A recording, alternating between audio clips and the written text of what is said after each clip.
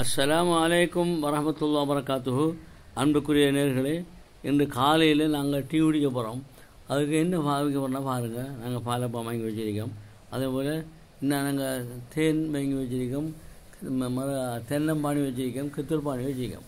அதான உங்களுக்கு நான் காட்ட போகிறேன். மாஷா அல்லாஹ் பாருங்கள். சுட சுட பாலப்பா வாங்கி வந்தேன் நான். ஒரு சோடி 50 ரூபா. இப்போ எங்களை 4 பேருக்கும் என்ன 4 சோடி மாஷா அல்லாஹ். அதோட இப்போ நாங்கள் என்ன பாருங்கள், இதில் என்ன இருக்கிறது, கித்தூர் பானி எங்கே வாங்கினேன்னா இது புத்தளத்து போகிற வழியில் வாங்கினேன் கித்தூர் பானி.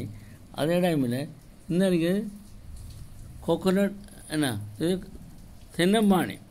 இதுவும் அங்கே நான் வாங்கினேன். இப்போ நான் தென்னம்பானி தான் குடிக்க போகிறேன். ஆனால் என்ன இருக்கிறது, இதுதான் ஒரிஜினல் தேன் பானி, ஒரிஜினல் தேன்.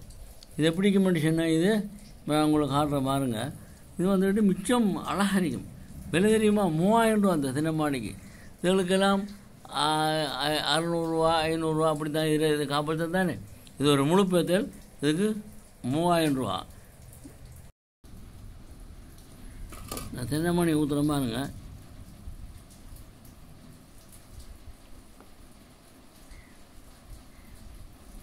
தென்னம்பானி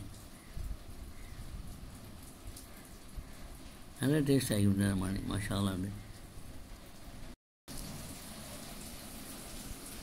இன்னும் இந்த பக்கம் இன்னும் இதுதான் தேன்பானி, இதுதானே ரொம்ப ருசியானது. இது கித்தூர் பானி, இது நம்மளோட தென்னம்பானி. இதில் ருசி தேன் தான். தேன் எப்படி நாங்கள் அரைகிறோன்னு சொன்னால் தேன் பாறை மாதிரிக்கும்.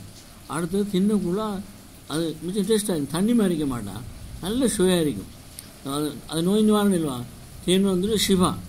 ஒவ்வொரு நாளும் காலையில் தேன் குடிச்சு வந்தால் உடம்புக்கு நிறைய ஆரோக்கியம் கிடைக்கும். அப்போ நாங்கள் என்ன காலையில் என்ன இந்த பாலாபத்து கூட நாங்கள் சொட்டு தின்ற வேலையை பார்க்கலாம். மாஷா அல்லாஹ். வேலை பாருங்கள் நிறைய மாஷா அல்லாஹ். நல்ல விஷயம். தேனை பார்த்தா வழங்கும். உண்மையான தேன் முறைஞ்சா அப்படி இருக்கும். வழங்கும், மூடி விட்டால் படிச்சு போகும். இப்படிதான் இருக்கு. மாஷா அல்லாஹ். உங்களுக்கு பிடித்திருந்தா லைக் பண்ணுங்கள், சப்ஸ்கிரைப் பண்ணுங்கள், ஷேர் பண்ணுங்கள், உங்களுக்கு கருத்துக்கள் தெரிவிங்க. அஸ்ஸலாமு அலைக்கும் வரஹ்மத்துல்லாஹி வபரகாத்துஹு.